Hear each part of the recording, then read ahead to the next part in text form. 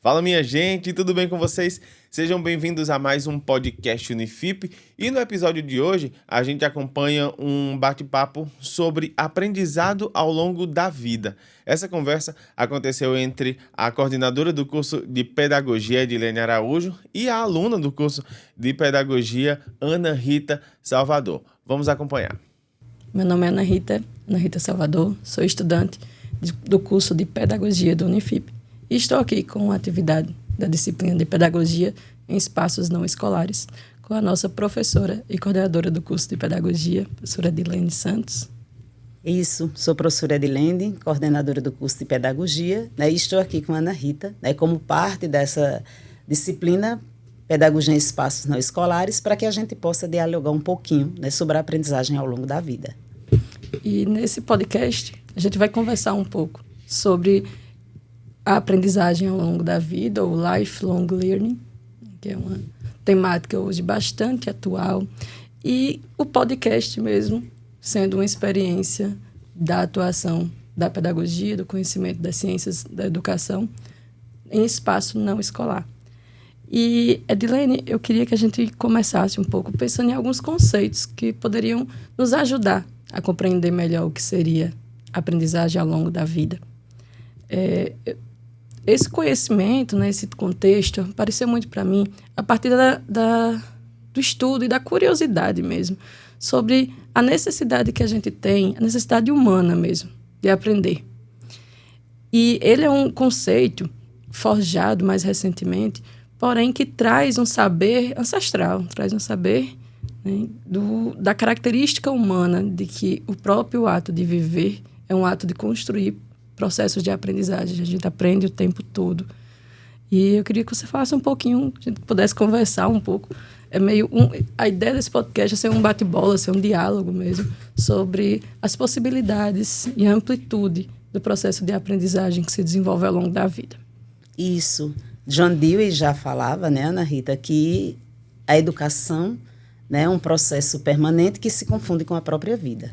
A gente tem que entender isso porque, como você coloca, ao longo de muito tempo a gente percebia que para alguns aprender era só quando se estivesse na fase adulta, e as próprias comunidades de pessoas que viviam num contexto de agricultura familiar, sobretudo no Brasil,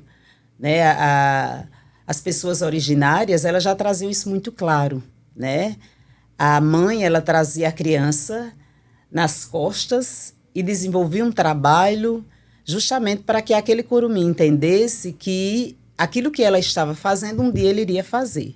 Ou seja, era uma aprendizagem de fato para a vida toda. E hoje a gente entende, nós temos 3 teóricos que são basilares para discutir essa questão da aprendizagem ao longo da vida, que é Piaget, Vallon e Vygotsky. Enquanto Piaget traz essa perspectiva, essa concepção da questão do próprio desenvolvimento cognitivo, Vallon traz a afetividade, que diz que não pode estar longe desse processo de aprendizagem, e Vygotsky traz a questão da sociabilidade. Eu preciso estar, que algumas pessoas pensam na questão do processo de aprendizagem formal, pensando só na perspectiva do conhecimento. E aí as relações que a gente estabelece, nesses diversos ambientes, vai fazer toda a diferença nesse processo. Então, diante dessas concepções teóricas, a gente entende que desde a barriga da mãe, a criança, meados de 5, 6, 7 meses, ela já consegue identificar a voz da mãe, aquilo que ela desenvolve ao seu redor.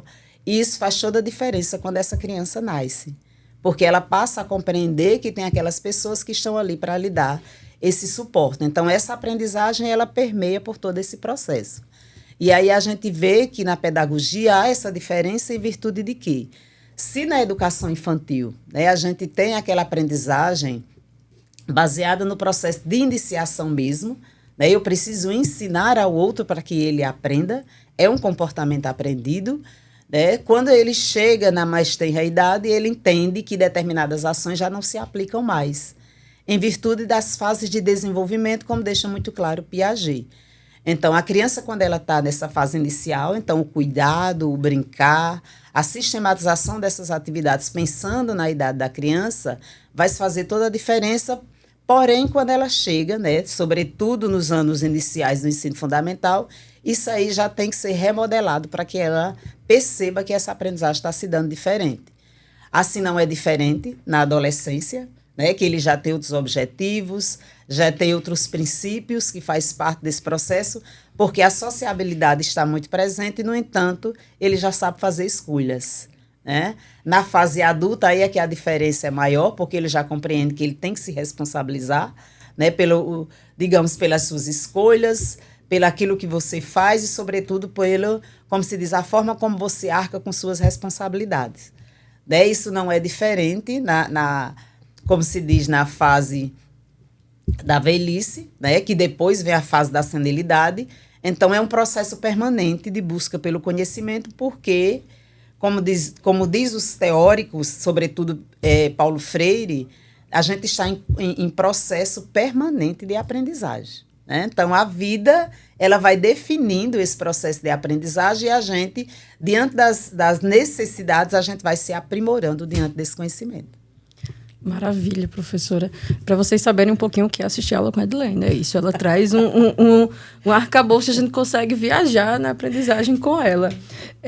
E eu estava lembrando, você falando, professora, eu estava lembrando de um ditado popular africano que diz assim, é necessário uma tribo inteira para educar uma criança. E eu acho fantástico quando eu comecei a entender um pouco esse conceito, que as pessoas são formadas pelas relações. O ser humano é um ser social de forma ineliminável. A gente não consegue deixar de ser social. E é nas relações que a gente vai se desenvolvendo. Acho que todo mundo aqui que está nos ouvindo poderia lembrar de algo que não foi lhe ensinado, mas você acabou desenvolvendo e aprendendo pelas próprias relações, as próprias convivências. E aí, quando a gente pensa, inclusive, na formação do indivíduo desde as mais tenras idades, a gente vai ver o quanto é necessário pessoas diversas conviverem, pessoas diversas se relacionarem para que os aprendizados sejam também diversos. O quanto é necessário experiências amplas para que a gente possa desenvolver diversas habilidades. Né? E aí, inclusive, eu fiquei pensando, na sua fala, alguns questionamentos surgiram, como em momentos da vida a gente acaba achando que só aprende em espaços de escolarização. E a escolarização fala de todos os níveis de escolarização, desde a fundamental até o superior, a pós-graduação. Porém, escolarização é diferente de aprendizagem. Os processos de aprendizagem são bem mais amplos. A gente aprende, eu aprendo aqui, aprendo no podcast, aprendo no filme. Eu aprendo na convivência, eu aprendo por formas dolorosas ou amorosas. E eu queria um pouco que a gente pudesse conhecer um pouco mais sobre essa diferença entre escolarização e aprendizagem, não na lógica de valorar. Os dois têm valores, os dois são extremamente importantes para a nossa vida em sociedade, mas para conhecer mesmo, diferenciar. Isso. Nós temos, na verdade, nós temos os espaços formais, informais e não formais de aprendizagem. Né? Então, se a gente tem um espaço formal, que é propriamente a escola, antes a gente tinha, né, toda essa concepção de que realmente era necessário existir um espaço de aprendizagem, que isso vem lá do período socrático, né, quando eles diziam assim, a gente pode, de certa forma, aprender nas sinagogas, nas praças, e depois existe essa necessidade de um espaço para que se possa realmente, um espaço para, como se diz assim, organizar, sistematizar esse processo. E hoje a gente observa, né, Ivan Illich já dizia no final da década de 60, que chega um período em que a gente não precisava definir um espaço para que a gente pudesse aprender. Porque, com o avanço da tecnologia, a gente percebe que não existe um lugar específico, não existe um lugar determinado. Essa escolha você faz tranquilamente e você vai se inserindo nesses espaços de aprendizagem. Então, a gente observa que se na educação formal, né, existe essa necessidade de ter alguém que possa conduzir esse processo, na educação informal, a gente tem os espaços sociais onde a gente visita, a gente faz parte, a gente faz as nossas escolhas e a gente aprende. Né? Aprende significativamente, porque muitas vezes a gente aprende muito mais pela prática. Né? E nós temos os espaços não formais, que é justamente aquele onde a gente nem imagina que possa acontecer a aprendizagem, e acontece. Né? Eu costumo dizer para os estudantes que muitas vezes a gente está muito cheio de toda uma dinâmica de trabalho, de toda uma dinâmica de vida, é tudo acontecendo ao mesmo tempo e a gente faz escolhas, digamos assim, para respirar num ambiente onde tenha muitas árvores e a gente encontra alguém que naquela conversa que a gente tem, a gente acaba aprendendo muito, né? E às vezes até dando mais valor à vida, aproveitando esses espaços. Então, todos esses caminhos, formal, informal e não formal, vai constituindo esse nosso processo de aprendizagem, vai delineando. E é interessante que hoje, diante das exigências, às vezes é uma fala. Eu tenho dito aos estudantes, é um ambiente em que você está, é numa reunião, né? É no próprio momento de reflexão na igreja, na capela, na missa, que você diz assim, essa reflexão veio de encontro àquilo que eu estava precisando ouvir, né? Então, todos esses ambientes eles vão fazer muita diferença para a nossa constituição enquanto sujeito, enquanto indivíduo, porque a gente vai sabendo delinear, né, o que é que eu preciso. Logicamente que a educação formal, ora a gente precisa, né, porque quando a gente não correlaciona a concepção teórica com a prática, a gente vai se perdendo nesse processo, porque às vezes tem questões que são fundamentais, que a gente precisa explicar a nível da concepção epistemológica e a prática não vai nos dar esse suporte. Perfeito. Um complementa o outro. Um complementa o outro. Que são espaços diferentes por sua natureza, mas extremamente interligados, isso, porque eles acontecem na vida, e a vida, a gente não separa nossas dimensões, nossas potencialidades. A gente não é uma coisa até aqui. Eu não sou, por exemplo, religiosa até aqui, teórica até ali, prática até ali. Não, gente, é tudo isso misturado, junto e misturado ao mesmo tempo. E vai ser nossos desenvolvimentos coletivos e individuais, a forma com que a gente lida com eles que vão nos constituindo enquanto aprendentes, né? E, inclusive, tem um ditado popular bem antigo, que hoje eu nem escuto mais tanto, graças a Deus, que dizia assim, não, quando você dizia a um idoso, vamos aprender isso aqui, ou até uma pessoa jovem, um adulto, um pouco mais velho, e você dizia, não, isso aqui deixa eu te ensinar. Não, meu filho, burro velho não aprende, não aprende, agora até esqueci, burro velho não aprende técnica nova, não era bem técnica, é lição nova, burro velho não aprende lição nova. E aí eu fico pensando que tá bem errada essa concepção. Isso. Não existe tempo para aprender, não existe tempo para se desenvolver. Hoje, inclusive, a gente tem uma expansão da quantidade de idosos que estão buscando formações, cursos, ou até construir espaços amplos de aprendizagem. Edilene, e aí, como é que a gente ensinar ou educar ou aprender na infância é muito diferente de aprender na vida adulta, ou principalmente eu queria trazer isso na velhice, na terceira idade? O que a gente muitas vezes não entende, Ana Rita, e até nem respeita, né, que quando a gente está numa determinada fase, a gente já tem experienciado muita coisa, né? Então, isso, de certa forma, contribui muito para essa aprendizagem. E a infância, na fase da infância, necessariamente a gente tem que ensinar. A criança, como diz Piaget, até os 7 anos, ela tanto aprende aquilo que é bom como é ruim, com aquilo que é ruim. Então, assim, se a gente não delineia, né, da natureza da criança, digamos assim, beliscar, né? Ela viu alguém beliscando outra criança e ela diz aquilo, eu posso fazer aquilo como uma forma de autodefesa. Então, esses comportamentos que a gente repudia socialmente são aprendidos também. Esses comportamentos são aprendidos e a gente tem que entender que se a gente não passa um limite, que hoje a psicologia tem nos ajudado muito com a disciplina positiva, né? Para que ele entenda, a própria criança entenda que aquilo que ele está fazendo não é correto, né? Porque antes era o quê? Engula o choro, né? Ai, que coisa violenta. Engula o choro. Não diga isso, não faça isso, fica de castigo, né? Então, assim, era uma disciplina muito negativa, né? E a gente hoje, se a gente observar, a gente toda a vida foi muito resiliente, porque diante de tudo isso, a gente, de fato, né? Muitas pessoas já passaram por isso e sabem o que eu estou dizendo sobreviveram, basicamente. Sobreviveram. Não, se minha mãe está fazendo, está dizendo, às vezes era com o olhar que a mãe educava seu filho. O pai já vinha nessa mesma consequência de olhar e dizer a ele, não, você está errado, né? E hoje a gente vê o oposto, né? Que a gente observa isso. Nós somos de 8 para 80. Se naquela época a gente observava e ninguém fazia mais nada, hoje em dia você observa, você reclama, você mostra, e a criança muitas vezes permanece fazendo a mesma coisa. Exatamente o que quer. Como se não estivesse sendo tocada por aquilo ali.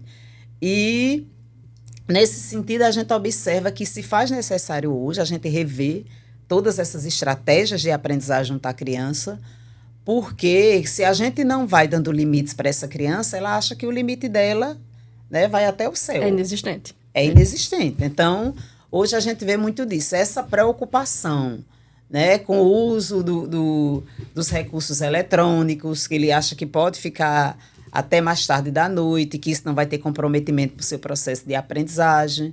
E aí hoje a gente vê muito esse foco, né, em que, não, eu tenho que aprender o tempo todo, e elas são realmente, né, como se diz assim, ligadas nos 280. Quero fazer tudo ao mesmo tempo. É tanto que uma concepção hoje que a gente observa é que tem gente que diz, eu imagino que eu tenho TDAH, né? Tá Eu imagino que eu tenho tá isso. Quase na água, né? Porque, assim, é muita cobrança, né? E diante das cobranças, a gente muitas vezes não vai impondo limites até na nossa vida, no sentido de dizer, não, eu tenho que respeitar, digamos assim, o meu limite, né? De não fazer determinadas coisas fora do horário, né, de entender que a gente tem alguém da família que precisa da gente, que a gente tem que dividir esse espaço. Então, tudo isso é aprendizagem para que a gente possa entender que o tempo todo a gente está em permanente busca pelo conhecimento, busca pela aprendizagem, e a gente vai se refazendo, né? Se antes a gente tem aquela concepção de que não, eu não aprendo porque eu já estou nessa certa idade, Isso. Hoje a gente observa que existem cursos de graduação no eixo Rio-São Paulo, né? Existem cursos de pós-graduação, como eu vi recentemente, mestrados, para pessoas que já estão na terceira idade, né? Específico para essa faixa etária. E a gente vê mesmo as pessoas hoje fazendo essa como se diz, esse retorno. Esse resgate. Eu não fiz, eu não pude estar, digamos, no ensino superior, nessa faixa etária, mas agora eu tenho condições, né? Tenho todas as condições e vou realmente me inserir nesse universo.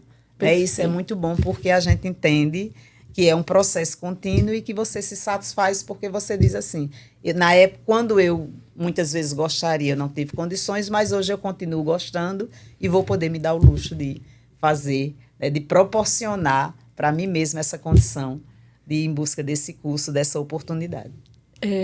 Essa linha de pensamento para mim é fantástica e assim, o quanto às vezes, quanto para muita gente, o próprio processo de espaços formais de aprendizagem era um luxo. Isso. Era um luxo. E aí, realmente, a gente tem gerações que não tiveram acesso. Porque a gente quem é da década de 90 para cá não imagina o que é não ter. Quem nasceu pós-Constituição de 1988 não imagina o que é não ter. Mas a gente tem gerações que foram negados o direito à aprendizagem a vida inteira. E eu vi ontem uma reportagem, Edilene, eu achei super interessante. O Enem 2024 foi o que teve a mais alta taxa de pessoas acima de 60 anos. Quase 70 mil pessoas acima de 60 anos fizeram o Enem 2024. Isso mostra que mais pessoas estão, como você trouxe, se dando ao luxo, né, que não é luxo, ao direito de aprender em espaços mais formais, porque já entenderam que podem, que conseguem, que vão além. Eu até lembro algumas pequenas coisas, alguns momentos onde parecia que não se estava aprendendo, mas a aprendizagem era profunda. Quando começou os celulares, né, os smartphones, né, os celulares com touchscreen, com outras ferramentas para além do atender, do ligar e atender, né? Os idosos, a dificuldade de não querer. E hoje, os idosos usam o WhatsApp, estão no Instagram, estão no Facebook, principalmente, a gente consegue ver pelos dados, e estão usando essas ferramentas, e isso foi uma aprendizagem. E aí, só para, inclusive, reforçar esse conceito de que a gente aprende ao longo da vida, a partir das necessidades, dos espaços que a gente vai criando na forma de viver. E ninguém aprendeu a lidar com essas ferramentas. Estou fazendo nada, vou ali aprender. Foi a partir da necessidade. E essa necessidade precisa ser mediada, e aí o professor Edilene trouxe de forma perfeita, pela teoria, pelo saber construído historicamente. Porque é isso que a teoria... E quando as pessoas dizem assim, chega, dói de coração. Não, na prática a teoria é outra. Uma vez uma professora me disse, se na prática a teoria é outra, é porque você não está entendendo a prática e não aprendeu a teoria. E aí isso mostra que, assim, os processos de aprendizagem, mesmo aqueles que são do cotidiano, eles podem ser alicerçados em teorias que o baseiem. E eu acho que Eu sei. Eu consigo perceber que o pedagogo é um profissional que vem para ajudar na construção desses espaços também não formais, também ampliados do cotidiano, para uma organização e um aproveitamento mais qualificado da aprendizagem. E aí, quando a gente pensa que, para muitos, o trabalho é o grande espaço, é o grande momento da vida, você passa a maioria do seu tempo trabalhando. Todo mundo que está me ouvindo aqui, que é trabalhador, talvez esteja nessa realidade. Você passa mais tempo trabalhando do que em um determinado espaço da sua vida. Então, o trabalho precisa também ser um espaço de aprendizagem. E aí eu vejo muito isso, como o pedagogo pode colaborar com os espaços profissionais, com os espaços de trabalho, para que eles sejam espaços melhores, mais potentes, no que tange também a aprendizagem e o desenvolvimento humano. E aí, como é que você vê esse processo, essa ação do pedagogo no desenvolvimento da aprendizagem também em espaços de trabalho? A gente vê como um olhar bem diferenciado, que isso se acentua pós-96, né? Essa necessidade da gente reconhecer que o pedagogo, basilarmente, ele não tem que estar apenas na sala de aula, né? Apenas na área técnica, atuando na área técnica, né? Haja vista que a gente precisa mostrar para ele que os ambientes que mais necessita do pedagogo é aquele em que precisa de processo de humanização, né? Precisa de processo de formação. E é interessante que a nova geração que está chegando, né, os novos acadêmicos de pedagogia, eles já têm isso em mente, né, que era uma coisa que antes eles diziam, não, professor, eu já sei que o nosso caminho é muito direcionado para a sala de aula, e a própria Anfop traz essa discussão, né, que deveria ser 2 cursos para a gente poder, de um lado, abarcar a docência e do outro, atuar nesses espaços não escolares.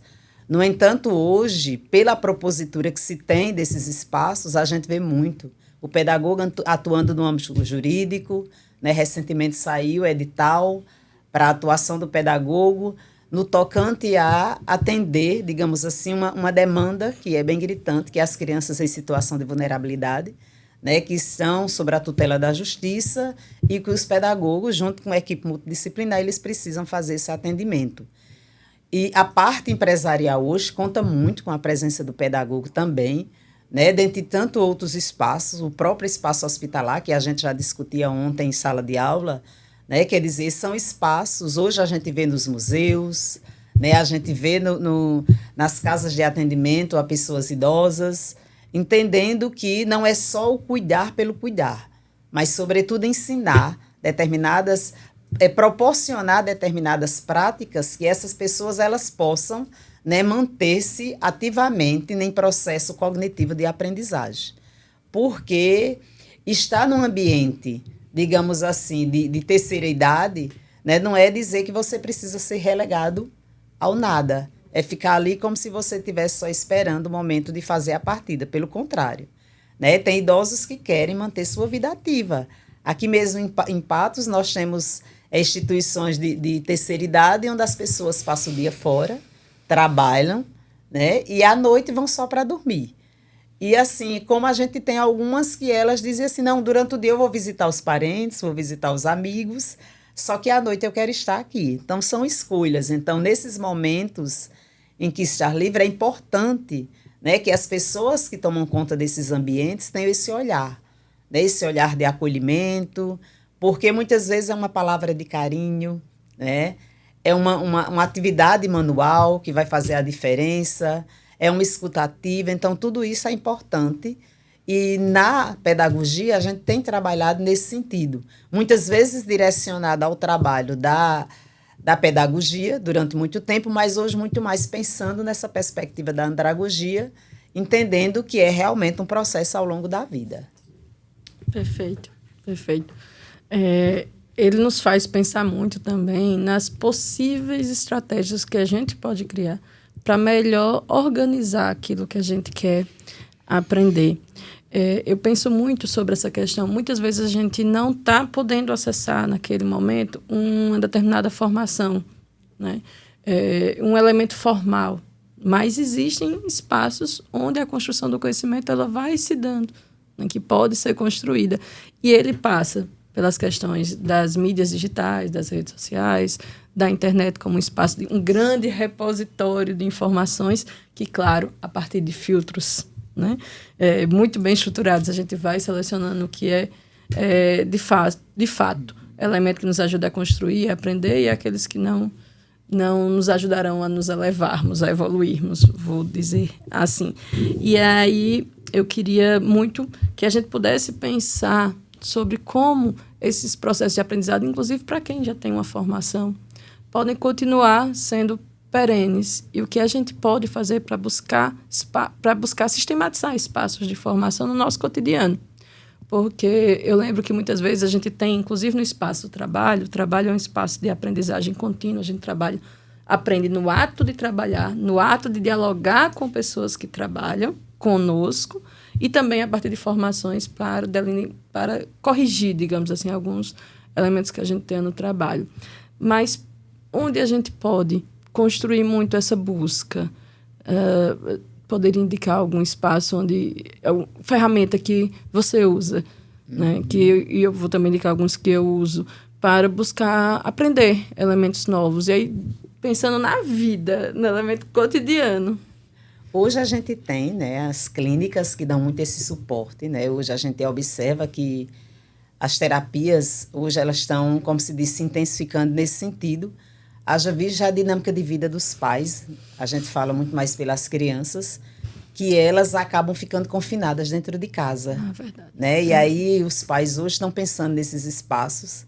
Recentemente a gente conversava, inclusive, com um colega que, como a criança, né, ela é até um sobrinho, ele mora num ambiente de vertical, ou seja, num prédio, e eles não têm essa condição de ter contato com areia, com terra, né, com crianças, com animais. A própria escola, pensando, né, na necessidade dessas crianças, delas aprenderem a cuidar do meio ambiente, aprenderem a estar em ambientes que possam realmente trazer satisfação, trazer paz. Então, a escola, ela no final de semana, ela leva essas crianças, né, para ambientes como a chácara, né, ambientes onde ele possa realmente se soltar e ter o direito de ser criança. Porque hoje a gente vê que as clínicas, elas fazem isso, mas é como se eu saísse do meu quarto, né, para um outro ambiente, com a diferença de que eu tenho alguém para mediar essa discussão estando lá. Mas o importante é que a gente observa isso, né? Até mesmo os grupos de terceira idade, a gente vê muito.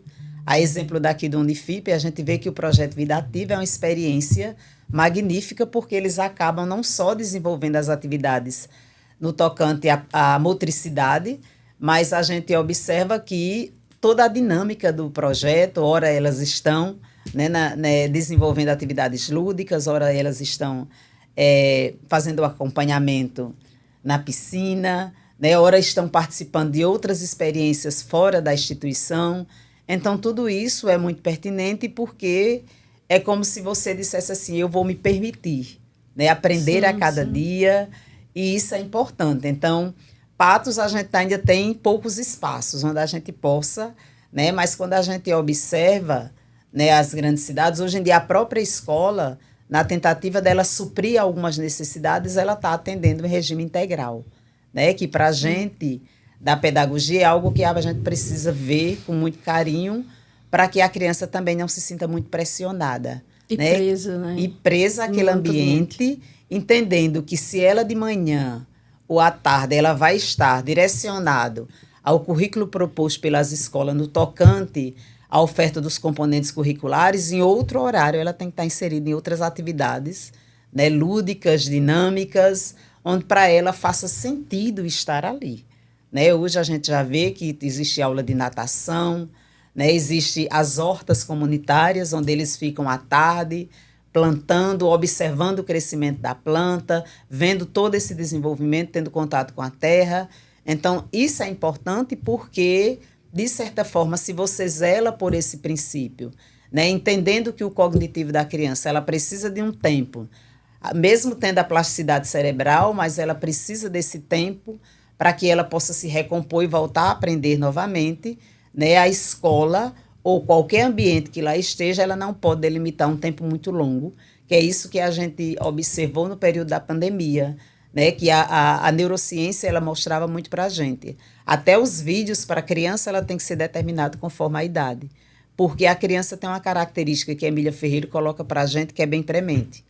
Ela, ao tempo em que ela se encanta por algo, ela perde esse encantamento. Né? Então, a aprendizagem para ela tem que ser delimitado e direcionada a partir daquilo que muitas vezes ela sente a necessidade de aprender. Porque ela, né, ou seja, ela quer muito subir nessa mesa. Mas se ela sobe na mesa e cai, ela já entende, para ela foi um aprendizado para a vida inteira. Né? Como um choque. Se você disser, você não bota a mão na tomada, que você vai sofrer um choque, para ela, aquilo é como se dissesse assim, é algo bom. E a partir do momento que ela sofre o choque, ela nunca mais, né? Ela passa um tempão olhando para a tomada, mas ela não repete esse gesto. Então, realmente é a prática do dia a dia que vai favorecer essa aprendizagem e, dependendo da forma como você insere essa prática no cotidiano da criança, ela vai ficar para a vida inteira. Perfeito. E aí, porque a gente conversa muito, né? A gente já chegou no tempo, não, mas eu só queria trazer mais um elemento de reflexão, que eu fiquei pensando, já dizendo também, eu também aprendo para além de espaços escolares, espaços formais, na verdade, nem escolares, mas uma coisa que é muito importante quando a gente pensa na aprendizagem ao longo da vida é o ato de desaprender. Nós, principalmente para adultos, jovens, adultos e idosos, a gente tem algumas coisas muito solidificadas como verdade absolutas, como aprendizados que a gente foi desenvolvendo a partir das nossas vivências ou até porque nos foi ensinado mesmo. Uhum. Porém, a gente, depois de acesso a outras informações, a gente vai percebendo que aquele aprendizado não é mais tão útil, não é mais tão correto e eu preciso desconstruir. E para continuar aprendendo, um dos grandes elementos que a gente precisa é desaprender. É desaprender hábitos que não são mais tão legais, é desaprender informações, preconceitos que já não cabem mais na sociedade atual, para que a gente possa continuar aprendendo outras formas de nos relacionarmos, outras formas de sermos. Né? E eu acho que isso é um dos elementos centrais da aprendizagem ao longo da vida. E eu ia dizer também alguns espaços, alguns momentos ou algumas ferramentas que eu uso nesse processo de aprendizagem e até deixar como sugestão. Um deles é o próprio GovBR. Acho que todo mundo aqui, ou todo mundo que já tem CPF, já atua com mais de 18 anos, provavelmente já fez inscrição no GovBR, que é o sistema do governo brasileiro. Quem ainda não fez é importante. Tem várias ferramentas que a gente cuida agora pelo GovBR. E ele tem uma aba dentro do aplicativo ou do site do GovBR só de formações, de conteúdos de aprendizagem sobre as coisas mais genéricas da vida, desde como fazer um currículo a como plantar uma árvore. Tem diversos elementos lá que podem nos ajudar e a mim me ajuda. E o outro é a partir do livro, a partir do bom e velho, delicioso livro. E nesse sentido, eu queria, inclusive, recomendar um aqui, que é esse livro do Conrado, eu nunca sei dizer o nome dele bem, porque é uma sopa de letrinhas, mas é Chow Chauer, né? Ele é brasileiro, que é Lifelong Learnings, né? O poder do aprendizado contínuo. É um livro bem facilzinho a leitura, uma leitura bastante dinâmica, que nos ajuda a entender um pouquinho as várias possibilidades da aprendizagem ao longo da vida e como isso pode, sim, ser um ato contínuo de construção, inclusive de relevância no mundo repleto e cotidiano de mudanças. E, encerrando mais, professor Dilene, se quiser fazer uma fala final. Fernando Becker também traz um livro muito importante, né, sobre a questão da aprendizagem, e é interessante a gente identificar isso, né, que para a nossa vida a gente precisa compreender, né, que ainda hoje a gente observa isso, como a Ana Rita coloca, a questão de determinadas concepções, né, que são erradas. A gente viveu a vida inteira, né, naquela perspectiva. A criança se comportou mal, vamos tirar do recreio, né, e a gente não entende que esse recreio, a neurociência deixa muito claro. O cérebro da criança ela precisa oxigenar. Né? E para a gente aprender, existe uma série de situações. Fernando Becker vai dizer que dentro da sala de aula ou em qualquer ambiente, a gente precisa ter consciência de que quem está ensinando, né, tem que, de fato, ensinar, porque não é só jogar conteúdo, né? Isso a gente compreende muito bem. O próprio espaço, né, tem que ser favorável, né? Quanto mais você torna aquele espaço como se diz, impróprio, com cobranças, né, com justificativas indevidas, com isso e aquilo outro, você acaba não aprendendo. O próprio ser humano tem que estar predisposto, né, como a Ana Rita coloca, a rever esse processo, a reaprender aquilo que está colocado lá, né, e o próprio conteúdo tem que ser favorável. Ele diz, se esses 4 caminhos não interligam-se e não estão, como se diz assim, bem coerentes com aquilo que se propõe ensinar, então a gente acaba, né, comprometendo esse processo. Às vezes eu tenho um conteúdo que está lá maravilhoso, a plataforma, o livro, o professor está disposto a ensinar, o ambiente é favorável, só que eu não estou disposto a aprender. Então isso vai comprometer, que é o que a gente vê muito hoje. Os estudantes não querem aprender. E aí a gente precisa entender quais desses 4 caminhos não está funcionando, não está favorecendo para que essa aprendizagem aconteça. E aí eu agradeço, né, Ana Rita, o bate-papo foi muito legal. Quando a gente discute sobre situações dessa natureza, a gente acaba, né, revendo os nossos processos de aprendizagem, né, e sempre se colocando no sentido de que a gente tem que estar aberto, né? É uma busca pelo conhecimento, é essa necessidade, né, algo que instiga, que hoje a gente tem mostrado muito claro. Né? Para algumas pessoas eu tenho muita informação, e informação não é conhecimento. Né? Conhecimento é aquilo que a gente, como se diz assim, a gente aprimora. Né? A gente vai aprimorando, a gente vai revendo e a gente não esquece. Já a informação, com o tempo a gente observa, a gente compreende, mas de repente ela se esvai. Então, o aprendizado, né, aquilo que fica, aquilo que realmente, como se diz assim, tá posto, né, para a gente, ele fica ao longo da vida. E é muito importante a gente entender que a gente vai ressignificando essa nossa caminhada a partir daquilo que a gente aprende. Perfeito, professora. Bem, é isso. Eu vou convidar vocês também, aproveitando aqui, para seguir o Instagram do nosso curso de Pedagogia Unifip, @pedagogia-unifip. Tem ponto, agora eu fiquei na dúvida. Pedagogia Unifip. Então, sigam, porque lá vocês também vão encontrar mais informações e vão conhecer melhor o nosso curso e nossa profissão. Né? Obrigada, professora. Foi um prazer. Acredito que aprendi muito. Foi mais um momento de aprendizagem ao longo da vida. E até breve. Um abraço. Obrigado pela atenção de vocês. Obrigada. Então é isso, muito obrigado a vocês que acompanharam mais uma edição do podcast Unifip. Aproveitando, segue o Instagram do curso de Pedagogia, mas acompanha também as redes sociais do Unifip, @UnifipOficial. Acesse o nosso site, segue aí os nossos canais, tanto no YouTube, quanto também o nosso perfil no Spotify, para ficar por dentro de todos os conteúdos. Um abraço para vocês e até a próxima semana. Valeu!